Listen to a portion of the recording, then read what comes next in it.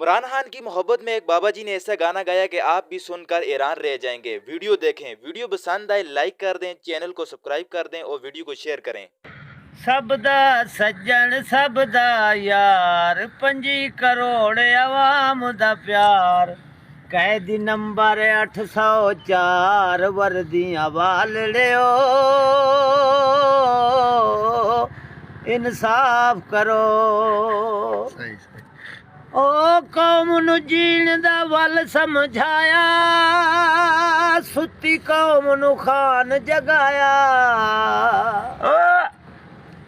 कौम नू जीण दा वल समझाया सुती कौम नू खान जगाया। आलमी दुनिया होई हैरान कीता शान नबी दा बयान। एह पक्का मुसलमान दुनिया वालड़ियो इंसाफ करो। वे अमरीका तू सफर आया खान ने हक दा आलम लहराया। तुसी कराया दम तमाद बनया झगड़े दी बुनियाद। हूं ॾींदा मुल्क बर्बाद वर्दियां वालड़ियो इंसाफ करो। ओ मुल्क दी दाल च वड्डा काला जेंदा ना है भी गोडाला। चादर चार दीवारी पार नंगियां वीडियो इज्जतां तार। क्या इवें होंदे न चौकीदार वर्दियां वालड़ियो इंसाफ करो। ओए असली नस्ली खून जगला दल इंसाफ कानून जगला। 35 सालां दू पी नून चुसेंदी रही है अवाम दा खून। ना इंसाफ दे ना कानून वर्दियां वालड़ियो